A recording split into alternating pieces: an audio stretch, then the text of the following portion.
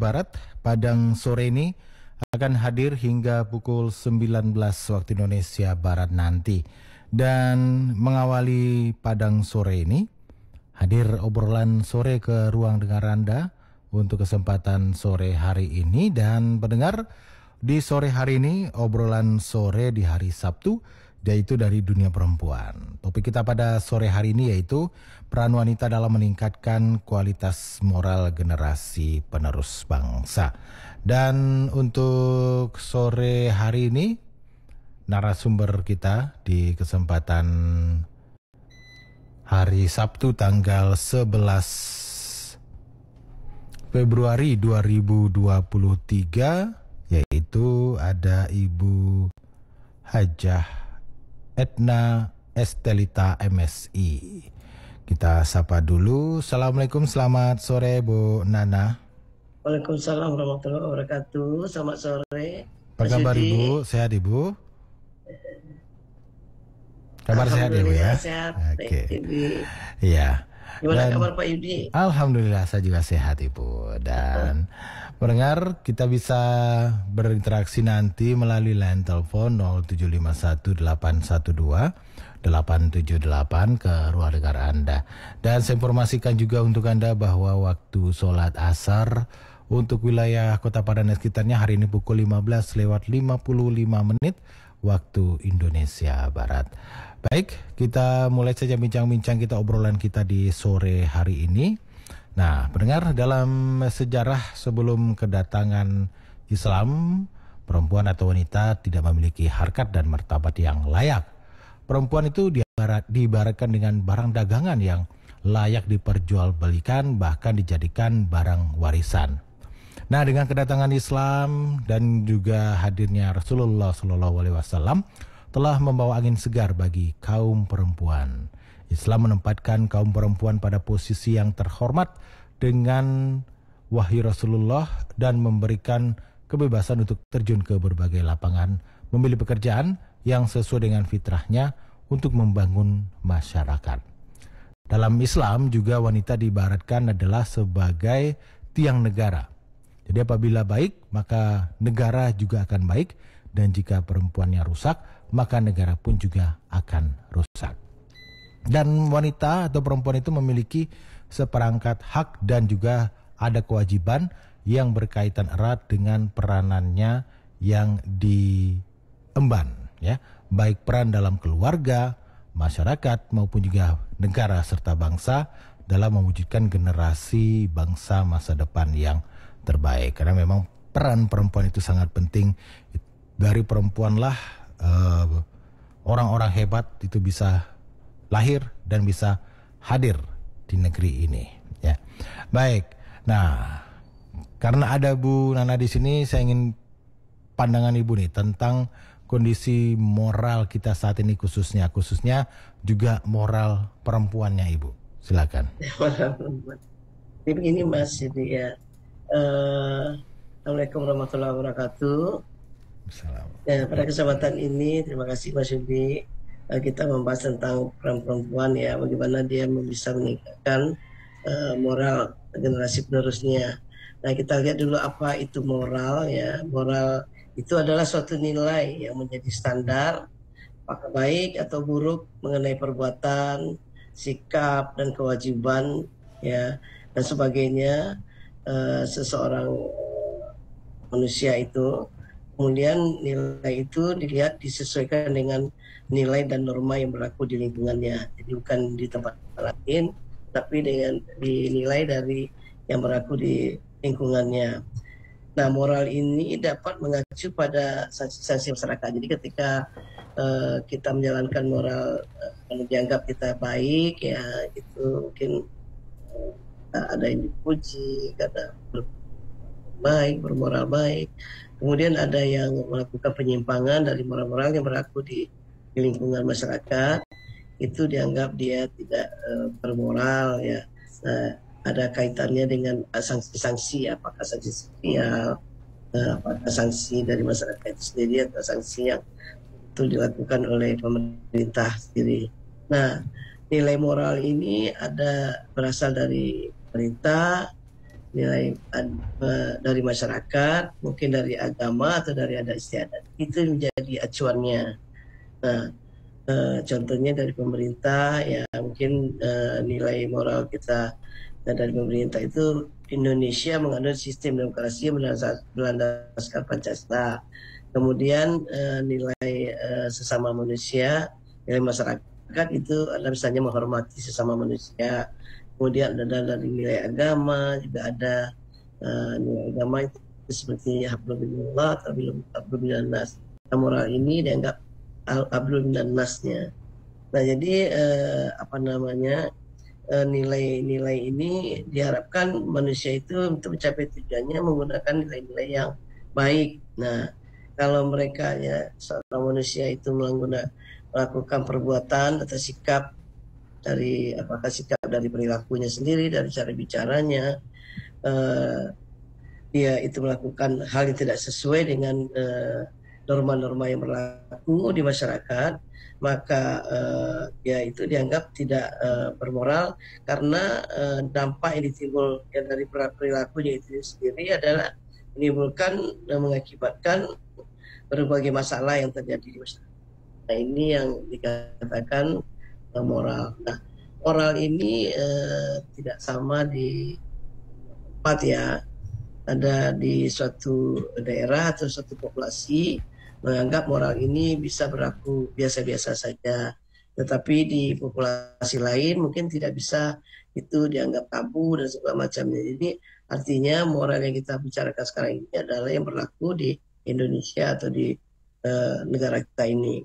Nah bagaimana kondisi moral yang ada sekarang ini di Indonesia? Memang sepertinya kondisi saat ini cukup memprihatinkan Mas Yudi ya.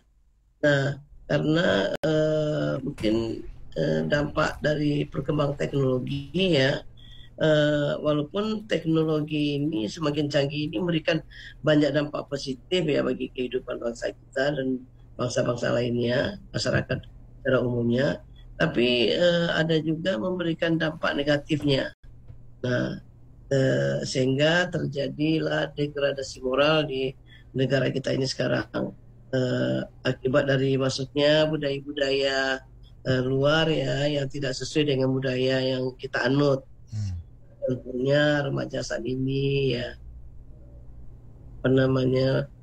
banyak yang menggunakan IT ya tidak sesuai dengan harapan kita. Dia mempengaruhi dirinya banyak seperti pornografi, kemudian sehingga ada yang terjebak terhadap LGBT, ya, terjebak terhadap main game yang yang tidak sesuai dengan norma-norma yang berlaku pada kita. Nah jadi artinya perkembangan IT ini telah ikut memberikan andil ya untuk menurunkan terjadinya degradasi moral. Di mana degradasi moral ini bisa kita lihat dari contohnya sepertinya kita lihat banyak terjadinya bullying ya terhadap anak-anak, kemudian kemudian narkoba, kemudian seks bebas, kemudian pelecehan seksual, pembunuhan, mutilasi dan lain sebagainya. Kemudian modus-modus ya pernah melakukan seks bebas seperti itu. Kemudian yang tidak yang sudah mendarah daging sepertinya saya lihat ini kasus korupsi. Ini tidak hanya terhadap remaja, ini berlaku kepada orang dewasa, di mana orang-orang yang korupsi itu sebenarnya orang-orang yang memegang peran penting ya. Kalau dia tidak memegang peran penting mungkin tidak bisa dia melakukan korupsi seperti itu. Padahal mereka ini biasanya pada umumnya mereka ini punya pendidikan yang baik ya dan bahkan tinggi lagi pendidikan. Tapi karena tidak melakukan sesuai dengan norma-norma yang laku, kaidah-kaidah yang ada ya, yang dianggap melanggar ya, dia dianggap tidak bermoral.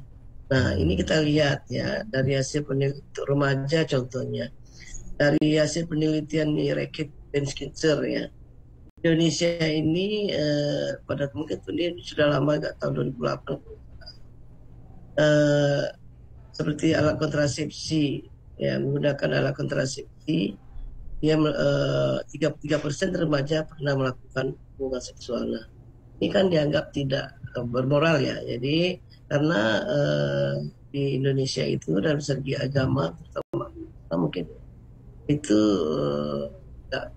sebelum menikah ya, kalau bisa tidak usah pacaran dulu ya, langsung menikah saja, ini harapan. Tetapi ternyata yang belum menikah itu 33% dia sudah melakukan hubungan, kan mestinya melakukan hubungan seksual itu setelah menikah. Nah, ini ada datanya 33%. Kemudian BKKBN melihat tahun berapa ini ada 63% anak SMP dan SMA di Indonesia juga pernah berhubungan seks. Nah, ini pengawasannya dari siapa? Tentu dari orang tua, dari sekolah, dan dari masyarakat, dan dari pemerintah. Kemudian ada juga kita lihat ya, kondisi saat ini remaja korban narkoba ada 3,9% atau 1,1 juta. Kemudian kita lihat lagi perempuan yang menjadi kekerasan berkaitan dengan moral juga. Ini ada 27.335 Mas Yudi, perempuan itu menjadi korban kekerasan itu tahun 2021. Kemudian BPS melihat ya, kegiatan asusila melaporkan termasuk percobaan perkosaan dan pencabulan itu tahun 2021 terjadi setiap 90 menit ya, mencapai 5.900 kasus per tahun. Nah, kemudian kita lihat lagi ya kasus korupsi. Nah, siapa sih kasus korupsi di Indonesia? Korupsi di Indonesia ini Indonesia mendapatkan peringkat ya kelima di Asia Tenggara. Yang pertamanya Myanmar, Kamboja 24 poin, Myanmar 23 poin, Laos 31 poin, Filipina 33 poin, Indonesia 34 poin. Yang terbaik itu adalah yang mendekati 100 angkanya. Kemudian Thailand 36 poin, Timor Leste 42 poin, Vietnam 42 poin, Malaysia 47 poin, Singapura 83 poin. Ini Singapura yang paling sedikit sekali terjadi korupsi di negaranya. Nah, artinya Indonesia termasuk yang terbesar di Asia Tenggara, ini sangat memperhatikan kita. Kemudian kita lihat lagi kasus bullying ya, atau perundungan. Perundungan itu adalah perilaku yang tidak menyenangkan yang dilakukan secara sengaja dan berulang sehingga menyebabkan orang dan korban mengalami trauma dan tidak berdaya. Bullying ini di data, ada data program for International Student Assessment, ini ada 41,1% siswa Indonesia pernah mengalami perundungan di sekolahnya. Dan di sini posisi Indonesia menjadi posisi kelima juga dari 78 negara. Sebagai negara yang terbanyak mencatat kasus perundungan di sekolah. Nah, ini dari data-data yang kita lihat ini ya, itu menunjukkan kondisi terkini Indonesia sangat memperhatikan moral yang degradasi moral yang telah terjadi di negara kita ini. Nah, ini yang perlu kita sikapi, apalagi dengan era globalisasi saat ini, IT berkembang dengan pesat ya. Sudah sampai ke desa-desa, sampai anak kecil pun situ memegang gadget dan bisa melihat apa saja yang terada di dalamnya. Dan di sini diharapkan ya, kenapa siapa yang harus berperan di sini? Memang diharapkan seperti dikatakan tadi, keluarga ya, keluarga, orang tua dianggap paling dominan dalam meletakkan moral akhlak anak karena sebagai madrasah pertama bagi remaja. Nah, ini keluarga. Kemudian yang kedua adalah sekolah. Nah, di sekolah ini lingkungan sekolah dianggap berperan penting dalam pembentukan moral siswa. Lingkungan sekolah itu merupakan pendidikan yang sekunder ya, setelah dari rumah. Kemudian secara sistematis melaksanakan bimbingan, pengajaran, dan latihan untuk mengembangkan potensi anak didik yang berkenaan dengan aspek moral, aspek spiritual, intelektual, emosional, dan sosial. Nah, jadi kadang-kadang kalau zaman dulu Pak Yudi ya, orang mungkin ya cara mendidiknya mungkin berbeda dengan sekarang. Kalau zaman dulu Pak Yudi mungkin tidak pernah. Terus sekarang Pak Yudi mungkin waktu ada kesalahan misalnya kita agak nakal ya, Nah, itu ada dipukul tangannya pakai LED gitu nggak Pak Yudi? Sekolah. Nah, itu orang tua tidak protes. Biar aja, yang penting pendidikan anaknya jalan. Kalau anaknya bagus. Kalau sekarang kan banyak yang orang tuanya protes ya kalau dikenakan secara fisik karena itu melanggar HAM katanya. Tetapi artinya guru juga sulit untuk mendidik anak agak keras sedikit supaya mereka ada melakukan perubahan perilaku. Nah, ini yang dilematisnya. Kemudian faktor lain juga seperti IT tadi. Jadi kita berharap pada orang tua ya, untuk di sekolah itu tidak bisa kita lepaskan anak kita 100% karena kadang-kadang kita berpikir yang penting itu rapornya bagus, ya udahlah anaknya gimana, yang penting diperhatikan hanya nilai rapor. Tetapi sebenarnya yang penting itu adalah ketika dia sudah dewasa ya, attitude, perilaku atau akhlak atau susila yang itu harus diperhatikan sehingga ketika dia sudah dewasa nanti dia menjadi manusia yang pintar, hebat, berkarakter baik ya. Itu kan menjalankan bermoral yang baik akan menguntungkan kepada negara kita. Walaupun dia hebat, dia pintar, tapi kalau dia korupsi ya artinya dia orang pintar, orang hebat tetapi tidak bermoral ya. Saya rasa mungkin itu sangat merugikan kepada negara kita. Jadi untuk mendapatkan remaja-remaja yang nanti saat ini yang akan menjadi penerus generasi kita ke depan, itu kita harapkan mereka itu mempunyai moral yang baik ya. Nah, ini yang diharapkan oleh kita sendiri. Kalau zaman dulu kita ada pelajaran namanya budi pekerti. Sekarang saya juga nggak tahu ya apakah ada atau tidak. Nah, itu betul-betul dijalankan di sekolah. Ini artinya dari rumah diperhatikan, pergaulannya diperhatikan. Apalagi zaman dulu kala itu ada nini mama yang betul-betul care dengan keponakannya, memperhatikan tidak hanya orang tua, tidak hanya keluarga besar, keluarga kecil, keluarga besar pun peduli dengan etika, moral dan perilaku anak-anak kita. Seperti itu Mas Yudi. Oke, nah kalau kondisinya seperti itu, apa yang harus dilakukan dengan kondisi moral masyarakat kita yang seperti itu tadi, Bu Dana? Iya, yang seperti itu saya rasa mungkin kita harus melakukan pendidikan di formal di sekolah itu, menanamkan pendidikan berkarakter. Ya, ini kita lihat, saya lihat ya kebetulan saya cucu ya, itu banyak sekolah-sekolah yang namanya sekolah IT, itu tuh berkarakter anak saleh ya, seperti itu. Jadi sudah mulai sekolah-sekolah sekarang udah mengamalkan ya, membina anak-anak Indonesia ini sejak dini sudah punya karakter yang baik. Nah, pemerintah juga saya lihat sudah melakukan upaya-upaya melalui revolusi mental ya, yang setelah kemarin ini mungkin dianggap mental kita yang banyak koruptor ya, banyak yang tidak beres lah, itu sudah dilakukan revolusi mental, tapi nggak tahu evaluasi sampai di mana. Kemudian lingkungan keluarga juga perlu ya, banyak sekali modus-modus sekarang yang menyebabkan anak-anak kita dirayu untuk ikut menggunakan narkoba ya. Dia kalau dianggap di lingkungannya, kalau dia tidak mencoba, dia tidak gaul. Nah, itu mereka nanti dibully ya, bahwa dia orangnya orang rumahan, anak mami, seperti itu. Nah, jadi hal-hal seperti itu perlu diinformasikan kepada anak kita. Ini pengawasan dari keluarga juga harus ketat ya. Nah, mengajak anak-anak kita itu selalu berinteraksi dengan orang tua ya, apa yang dilakukannya di sekolah, siapa-siapa teman yang digaulinya, dan apakah teman di lingkungan yang ada. Karena tidak hanya di rumah, di sekolah pun kalau lingkungannya tidak baik ya, nah ini juga akan berakibat pada anak itu sendiri. Walaupun di rumah kita sudah menanamkan hal-hal yang baik ya, tetapi ketika lingkungannya tidak baik, dia juga akan berpengaruh terhadap lingkungannya itu.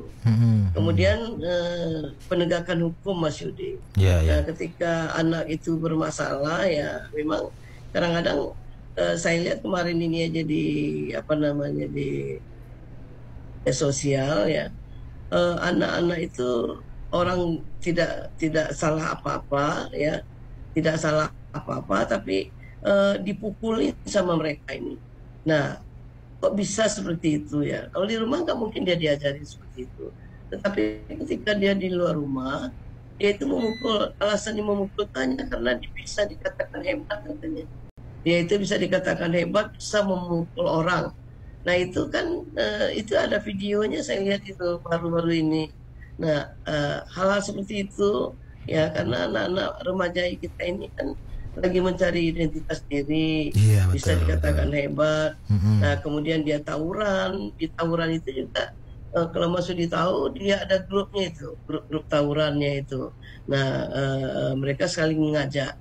Nah itu banyak anak yang terlibat di dalam grup-grup tersebut.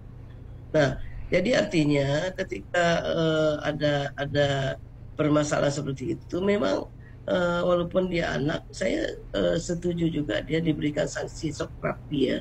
Shock terapi bagi mereka ini sehingga mereka ada perubahan bahwa perilaku ini salah. Karena memang kalau tidak diberikan sanksi terhadap mereka, mereka tidak akan mengulangi kembali. Karena memang mereka perlu bimbingan dari orang tua, orang yang lebih tua, orang sekitarnya. Kemudian yang keempat, mampu ya kita membantu anak-anak kita ya untuk mendampinginya dari mulai sejak dini ya, untuk memanfaatkan teknologi dengan baik. Jadi teknologi dengan baik ini kan sebenarnya bisa Mas Yudi, kita itu membantu mereka ini misalnya dari aspek-aspek yang tidak baik ya, seperti pornografi ya, judi online. Jadi ada caranya yang menggunakan anak-anak ini kan sering menggunakan wifi. Jadi wifi kan bisa dilakukan di kamarnya dengan sendirinya. Nah tapi ada alat yang mungkin yang mengatakan kita bisa nonton semuanya apa yang dilakukan oleh anak-anak tersebut, itu bisa kita lihat juga. Nah jadi artinya terbuka, penggunaan internet itu terbuka. Itu saya rasa mungkin bisa kita tanyakan bagaimana caranya ya. Jadi tidak menggunakan wifi karena wifi dia bisa digunakan di mana saja, di kamarnya sendiri. Nah itu artinya kita sudah membantu. Pemerintah pun memang saya lihat sulit juga untuk melakukan sensor terhadap hal-hal yang tidak baik seperti pornografi dan lain-lainnya. Nah makanya peran dari rumah keluarga ya itu sangat penting sekali. Kalau di sekolah mungkin sulit juga membatasinya ya karena memang ada pelajaran-pelajaran yang harus menggunakan IT, apalagi kemarin ketika pandemi seluruh anak bisa harus belajar melalui HP gitu, seperti itu. Kemudian yang pertama kali sebenarnya yang harus kita dasari adalah dan sejak dini ini ada pendidikan agama ya. Pendidikan agama terhadap anak-anak tersebut. Di sana kan ada hal yang baik dilakukan, hal yang tidak baik dilakukan ya. Dia punya iman yang baik ya, keyakinan yang baik bahwa di mana saja dia bekerja, kalau melakukan hal yang tidak baik itu kan dilihat oleh Tuhan, oleh Allah ya. Nah penanaman hal-hal seperti ini ya terhadap anak-anak juga harus ditingkatkan karena zaman sekarang ini mereka ini tidak lagi bisa berkomunikasi ya dengan seperti biasa dengan orang tua karena sering kita lihat orang tua megang HP, anak-anaknya juga megang HP. Kapan dia berinteraksi? Kapan dia bisa menanyakan di sekolah terjadi apa? Jadi orang tua juga menerapkan seperti berkali-kali saya juga mengatakan coba 2 atau 3 jam ya, 2 atau 3 jam dari jam 18 itu kita gunakan, sampai jam 9 itu HP-nya ditaruh di atas lemari ya, jauh-jauhkan dari anak dan orang tua. Dia juga ikut andil, tidak memegang HP. kemudian mereka bisa berdiskusi di meja makan. Jadi artinya kembali ke meja makan, makan malam, orang tua menyiapkan makan malam bersama, kemudian menanyakan tentang hal-hal yang terjadi pada hari ini yang terjadi terhadap anak itu sendiri, apa dari pergaulannya, apa dari pelajarannya, apa dari gurunya. Nah, kemudian yang paling penting sekali adalah hukum itu ditegakkan dengan benar seperti itu, tanpa tembang pilih. Seperti itu Mas Yudi yang diharapkan untuk meningkatkan moral anak-anak sekarang ini. Oke. Nah, sementara untuk peran wanitanya sendiri bagaimana, Bu? Untuk membantu tadi permasalahan-permasalahan yang sudah Ibu sebutkan tadi, di mana nih peran wanitanya?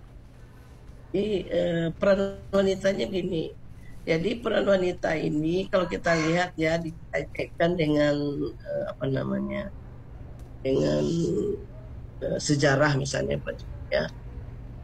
Peran wanita itu sangat tinggi sekali sangat berperan sekali terhadap peningkatan moral anak. Kenapa? Karena dia adalah orang yang pertama yang menjadi pendidik utama di rumah, ya, pendidik utama di rumah. Dia yang selalu jumlah waktu, ya, kuantitas waktunya lebih banyak dengan anak itu adalah si ibu. Kenapa si ibu? Jadi bapak memang dari Islam itu ditugaskan untuk mencari nafkah, menghidupi, untuk memenuhi kebutuhan keluarganya.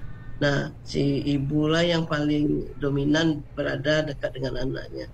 Artinya pendidikan utama anaknya itu berasal dari ibunya dulu, yang contohnya kita lihat ya Mas Yudi, ini contohnya agak flashback ke zaman dulu mungkin ya, zaman sekarang mesti banyak juga. Contohnya ini saya melihat seperti Fir'aun, cerita Fir'aun ya. Fir'aun itu kan orang yang yang dianggap tidak baik lah ya, sampai saat ini dianggap punya karakter tidak baik, yang tidak yang dicontohkan dalam itu seperti manusia yang terburuk lah tabiatnya. Tetapi kalau lihat anaknya Musa ya, pas Mas Yudi ya, Nabi Musa itu kan punya tabiat yang sangat baik sekali. Padahal dia dididik oleh bapak yang tidak baik kan, seperti itu. Tetapi karena ibunya baik, karena ibunya pintar mendidiknya, ini contoh aja Mas Yudi ya, anaknya menjadi orang yang baik dan dimuliakan lagi oleh manusia. Itu contoh. Kemudian istri berperan yang baik ya. Kalau di tanggal 18 besok ini adalah Isra Mi'raj Mas Yudi. Nah, Isra Mi'raj itu mencontohkan bagaimana sayangnya Nabi kita ya, Rasul kita itu pada istri beliau Khadijah. Jadi Khadijah adalah contoh istri yang sangat baik sekali ya. Contoh istri yang sebagai penenang suami, contoh istri yang menjadi teman yang baik untuk diskusi, menjadi istri yang bisa diandalkan untuk membantu Nabi untuk mengembangkan agama melalui hartanya. Nah, jadi artinya sebagai istri ya, ibu itu sebagai istri, perempuan itu, wanita itu sebagai istri harus seperti orang yang diharapkan seperti Khadijah, seperti itulah. Sebagai ibu, sebagai istri ya, dialah sebagai tiang negara seperti yang dikatakan oleh Mas Yudi tadi. Karena ketika anak-anak yang dilahirkan oleh seorang perempuan yang berkarakter baik, beramal saleh, berpendidikan baik, bersusila baik ya, itu akan lahir anak-anak yang hebat. Mungkinlah itu akan dilahirkan anak-anak yang hebat, anak-anak yang beriman, imtaknya baik, kemudian berkarakter baik, berpikir baik, sehingga ini adalah yang akan menggantikan generasi-generasi yang akan datang, yang akan menjadi mengokohkan persatuan dan kesatuan bangsa kita. Nah, jadi artinya si ibu, walaupun ya ini dua contoh yang saya sampaikan tadi, itu contohnya seorang walaupun bapaknya dianggap tidak baik ya, tapi kalau si ibunya betul-betul baik mendidik anaknya, itu bisa anaknya menjadi orang yang baik. Apalagi kalau keluarga itu keluarga yang baik, keluarga harmonis ya, itu akan terlahirlah anak-anak dan dibesarkan anak-anak dalam keluarga yang harmonis, keluarga yang sehat ya. Itu terciptalah anak-anak yang berkualitas ya, baik dari segi pendidikannya, dari segi spiritualnya, dari segi keilmuannya, dari segi behaviornya, perilakunya, itu dan segala macamnya. Jadi ini akan tercipta anak yang baik. Jadi artinya perempuan sebagai tiang negara itu artinya dia menjadi tiang keluarga terlebih dahulu. Ketika dia menjadi tiang yang kokoh ya di keluarganya, akan terbentuk keluarga-keluarga yang kokoh di masyarakat. Ya, kalau satu daerah masyarakatnya sudah kokoh dan semua daerah masyarakatnya baik ya, perempuannya baik ya, keluarganya baik, keluarganya harmonis. Nah, ini akan anak-anak yang dianggap tidak di luarnya tidak baik ya. Kalau keluarganya baik, insya Allah anak-anak yang dilahirkan, anak-anak yang dibesarkan itu baik juga ya. Baik di luarnya pergaulannya. Oke. Itu fungsi dari perempuan yang melahirkan anak-anak yang berperilaku baik, seperti itu Mas Yudi. Oke, baik Bu Nana, kita jeda dulu untuk beberapa informasi berikut. Nanti di sesi selanjutnya kita undang pendengar kita bergabung di sore hari ini dalam obrolan sore Dunia Perempuan. Pastikan pendengar Anda tetap bersama Pro 1 RRI Padang, kanal informasi dan inspirasi. Cara mudah menghemat air agar kamu bisa selamatkan dunia. Yang pertama, jangan biarkan keran menetes. Pada saat menggosok gigi atau mencuci muka, terkadang kita membiarkan air keran mengalir. Kebiasaan tersebut justru termasuk boros. Oleh karena itu, biasakan untuk mematikan keran jika kita tidak sedang menggunakan air. Lalu nyalakan kembali saat Anda membutuhkannya. Yang kedua, masak air secukupnya. Seringkali kita memasak air tanpa memperhitungkan kebutuhan kita. Dan saat menyisakan, air justru dibuang. Yang ketiga, jangan berlama-lama mandi. Berhenti mandi lama merupakan cara yang termudah untuk menghemat air yang bisa kita lakukan. Yang keempat, tampung air hujan. Kita juga bisa memanfaatkan musim hujan dengan membuat penampungan air. Penampungan air ini bisa digunakan untuk beberapa keadaan darurat dan juga untuk menyirami kebun karena tanaman lebih menyenangi air hujan yang alami. Dan yang terakhir, jangan abaikan yang bocor. Segera perbaiki kebocoran yang terjadi karena bisa saja air yang terbuang bisa untuk menghidupi Anda beberapa hari, minggu, atau bahkan bulan.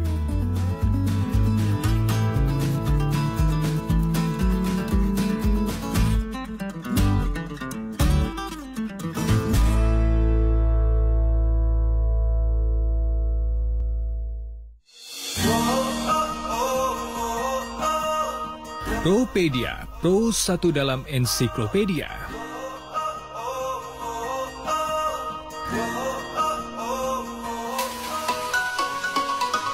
Critical 11 merupakan istilah dalam dunia aviasi mengenai 11 menit kritis saat penerbangan. Waktu ini terdiri dari 3 menit kritis setelah lepas landas atau take off dan 8 menit sebelum pesawat mendarat atau landing. Di saat-saat kritis tersebut, seluruh awak kabin dilarang untuk berkomunikasi melalui kokpit kecuali jika ada hal penting yang berkaitan dengan keselamatan penerbangan dan juga penumpang. Pada saat yang bersamaan, kru kokpit juga tidak diperbolehkan melakukan apapun yang tidak ada kaitannya dengan kontrol pesawat.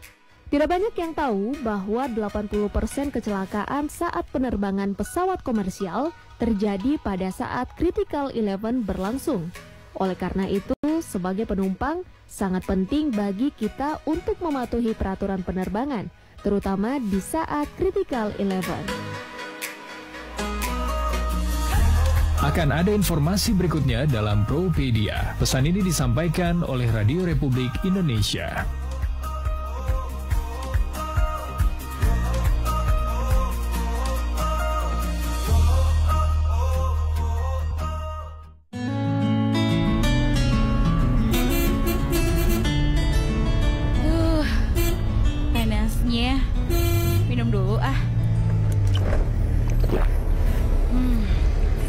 lagi deh. Loh, kok dibuang, Bu? Kan udah habis. Kenapa? Kamu haus juga? Tidak, Bu. Aku tidak haus kok. Tapi kenapa kalengnya dibuang ke jalan? Iya kan udah habis isinya. Masa mau dikantongin lagi? Atau mau kamu kumpulin ya? Ayo, jangan takut. Masih banyak kok. Ini? Bukan takut, Bu. Tapi malu dong sama tempat sampah di samping Ibu.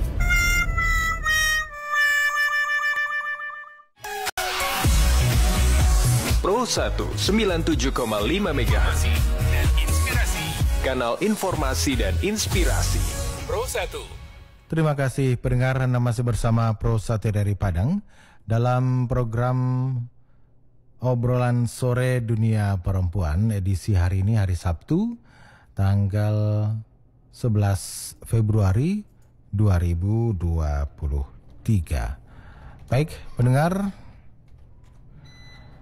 selanjutnya saya coba cek dulu info pertanyaan dari pendengar kita. Oke, tidak ada nama dan alamat. Mungkin buat Anda yang ingin bertanya, mohon sertakan nama dan alamat Anda, ya, yang jelas pastinya.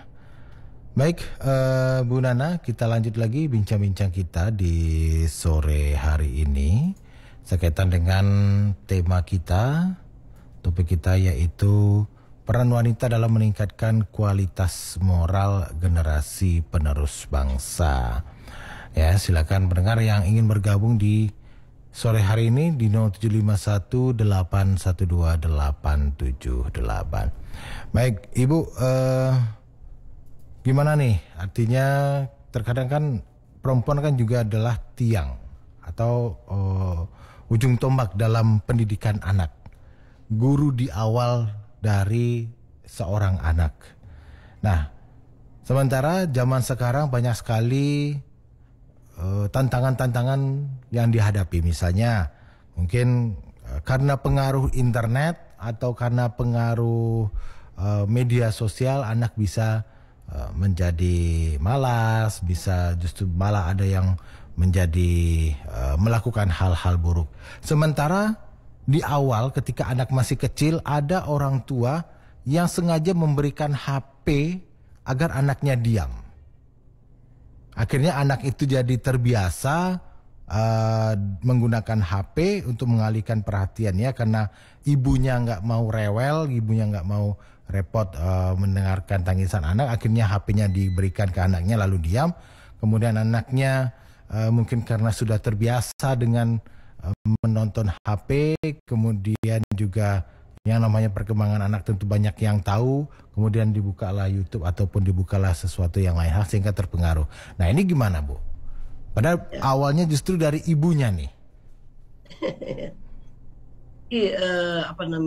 Si ibu juga sebenarnya begini, Mas Yudi. Si ibu sendiri harus tahu bagaimana artinya banyak di dalam ilmu-ilmu yang diajarkan terhadap kita masyarakat ini di media sosial sangat banyak sekali ya. Dari berbagai instansi terkait banyak, seperti dari BKKBN juga ada pelajarannya tentang parenting ya, tentang parenting. Kemudian ada juga di lingkungan lokasi tempat tinggalnya itu ada juga namanya bagaimana cara melakukan pola asuh yang baik. Itu si ibu itu bisa ikut di dalam kegiatan-kegiatan yang namanya Bina Keluarga Balita ya, Bina Keluarga Balita. Nah, ini yang di Bina Keluarga Balita yang di lingkungan rumah kita itu ya, itu yang dididik itu adalah yang dilakukan pendekatan atau yang diberikan pendampingan itu adalah ibunya, bukan anaknya. Kalau di PAUD ya mungkin anaknya ya, ada yang kalau di kota namanya ada playgroup, ada PAUD, kalau di kota juga ada PAUD. Nah, tetapi itu yang dididik adalah anaknya. Tapi kalau di Bina Keluarga Balita itu yang BKKBN melakukan per kelompok ya, ada Bina Keluarga Balita itu yang dikumpulkan adalah orang-orang tuanya yang punya balita. mulai dari umur 0 tahun bisa, mulai 2 tahun bisa. Nah, ini dikumpulkan mereka ini untuk dilakukan pendampingan bagaimana melakukan pola asuh yang baik. Nah, ketika si ibu ikut di dalam program ini nanti mereka itu kan tahu bagaimana melakukan pola asuh yang baik itu ya. Jangan memberikan ada program yang namanya 1821. Ya 1821 itu jam 18 mereka harus masuk ya rumah, kemudian mengaji, belajar, didampingi oleh si ibu ya. Si ibu memang jangan malas ya. Nah, melakukan kita itu seorang ibu harus berpikir ke depannya itu anak itu mau jadi seperti apa ya. Si ibu itu adalah role model ya. Dia harus menanamkan pendidikan yang berkarakter. Kemudian ibu itu adalah menjadi role model ya bagi anak-anaknya. Nah, kalau ibunya nggak mau repot seperti yang katakan Mas Yudi tadi, ya iyalah dia. Tapi kan dia berdampak. Berapa banyak kita lihat ya anak-anak kecil ketika dia sudah selalu memegang HP, kemudian kita ambil HP-nya, kemudian dia marah, dia nangis berguling-guling, itu anaknya sudah mulai terkena kecanduan gadget namanya. Nah, itu lama-lama kalau itu dibiarkan itu akan menjadi penyakit. Nah, berapa banyak ya hasil penelitian mengatakan bahwa ketika itu dilakukan terus-menerus ya sampai dia dewasa, nanti tidak diatur jamnya, itu akan terjadi penurunan dari otak depannya ini. Kalau nggak salah sekitar 3-4%, 4% lebih ya. Nah, apakah nggak sayang kita anak kita seperti itu nanti? Nah, ada yang katanya karena kebiasaannya gadget terus, dia tidak berinteraksi dengan teman-teman lainnya, dia tidak berinteraksi dengan lingkungannya. Ketika dia sudah ikut di mahasiswa, kemudian ikut dia kelompok kerja, dia itu nggak bisa karena dia selama ini tidak biasa berinteraksi dengan lingkungannya. Sehingga ada yang saya lihat itu dengar itu cerita dari seorang psikolog ya atau ahli peneliti, ya ada yang pingsan juga karena tidak mampu berinteraksi dengan lingkungannya. Nah, itu tinggal pilihan dari orang tua. Saya yakin seorang orang tua itu ya pasti ingin anaknya jauh lebih baik daripada dirinya. Kalau dia tamat SMP, pengen anaknya tamat SMA minimal. Ya, kalau bisa sampai sarjana. Kalau orang tuanya tamat SMA, pasti ingin anaknya sarjana dan sampai juga S2. Kalau bapak ibunya sarjana, pasti ingin anaknya S2 atau S3. Kalau ibunya S2, pasti ingin anaknya profesor. Nah, itu tergantung pilihan. Nah, anak ini titipan Allah ya. Nah, kita juga bertanggung jawab ya untuk melakukan pendidikan yang baik terhadap anak. Ketika kita punya anak tetapi tidak mempunyai wawasan yang baik, kita akan menjadikan anak kita tidak baik. Jadi bagi keluarga-keluarga yang ada di lingkungan yang ada kelompok bina keluarga balitanya, kemudian ikutlah dalam grup tersebut. Di situ akan banyak pelajaran yang kita dapatkan, baik secara langsung dilakukan pembinaan oleh kader-kader, baik juga secara tidak langsung ada buku-buku panduannya. Kemudian setelah anak kita mulai berangkat remaja, juga ada namanya kelompoknya bina keluarga remaja, itu yang didampingi juga orang tuanya. Dan ada juga anak remaja itu sendiri, ada kelompok namanya Pusat Informasi Konseling Remaja, itu ada berada di masyarakat, juga berada di sekolah-sekolah. Jadi artinya sebenarnya pemerintah sudah membantu ya, tetapi mungkin si orang tua yang belum tahu bahwa ada kelompok-kelompok yang bisa membantu dia untuk melakukan pola asuh yang baik. Artinya, kalaupun tidak, kalau memang orang tuanya itu memang punya HP, mereka itu bisa membaca di media sosial ya tentang ilmu-ilmu parenting itu, bagaimana cara mendidik anak, itu bisa diterapkan.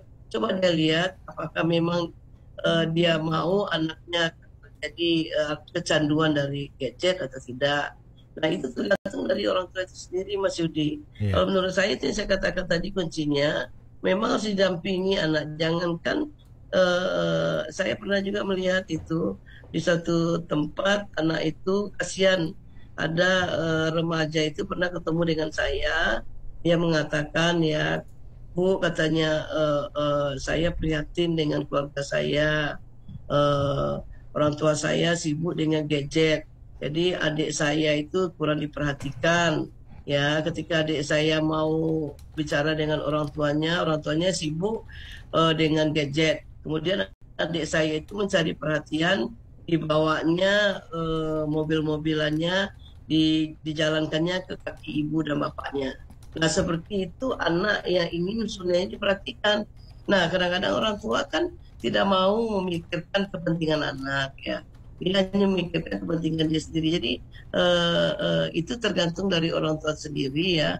Bagaimana keinginan dia mau jadi apa anaknya ke depan, ya. Tentu harus lebih baik daripada orang tua sendiri. Nah, jadi ilmu-ilmu parenting itu bisa dipelajari di media sosial atau di kelompok-kelompok yang ada di lingkungan kecamatan itu sendiri, Mas Yudi. Oke, baik, pukul 15:49 waktu Indonesia Barat. Dan sebelum kita tutup bincang-bincang kita di obrolan sore hari ini, Bu Edna, closing statementnya kira-kira apa ini? Jadi bagi remaja mungkin atau bagi si ibu, ya, saya berharap ya hal-hal yang harus dilakukan ibu kepada anaknya. Ibu itu adalah role model, ya. Dia harus membiasakan perbuatan terpuji kepada anaknya. Contohnya seperti sholat berjamaah, kemudian berbagi ke orang miskin. Kemudian ibu memperingatkan anak-anak mereka dengan segala kebiasaan yang buruk tidak boleh. Jadi dari awal itu sudah ditegur perilaku yang tidak sesuai dengan kebiasaan sosial dan agama. Kemudian jangan sampai terlibat anaknya LGBT, narkoba, tawuran, seks bebas. Nah, ini menjadi pengawasan dia dalam pergaulannya. Kemudian ibu harus memiliki moralitas yang baik. Kemudian dia punya harapan ke depan terhadap anak-anaknya jauh lebih baik daripada dia. Kemudian jangan berlebihan dan memanjakan anak. Kemudian ibu harus terlihat harmonis, ya, dengan ayahnya. Kemudian ibu harus menanamkan rasa hormat kepada ayahnya. Kemudian ibu memberikan tahu ayah setiap penyimpangan yang terjadi terhadap anaknya. Kemudian ibu melindungi anak-anaknya dari lingkungan yang tidak baik. Ibu mengawasi anaknya dalam apakah membaca, mendampingi dari pornografi dan lain-lain halnya. Nah, karena untuk itu jadi artinya saya berharap juga krisis moral ini bisa diatasi oleh pemerintah, di masyarakat, atau lembaga-lembaga lain yang terkait dengan pengembangan moral anak bangsa ini. Saya berharap ke depan, ya, dukungan dari keluarga, berkolaborasi dengan masyarakat, berkolaborasi dengan lembaga lainnya, ya, untuk bersama-sama melakukan pembinaan, pengawasan, dan dukungan agar generasi muda, ya, dapat bermoral, berakhlak mulia, sehingga dapat menjaga keutuhan dan kedaulatan bangsa Indonesia. Demikian Pak Iti. Baik. Terima kasih. Iya, terima kasih Bu Nana atas informasinya, penjelasan dan juga tanggapannya pada kesempatan sore hari ini dalam program obrolan sore. Dan pendengar, saatnya saya bersama Ibu Nana mohon pamit dari ruang dengar Anda. Tapi nanti pada pukul 15:05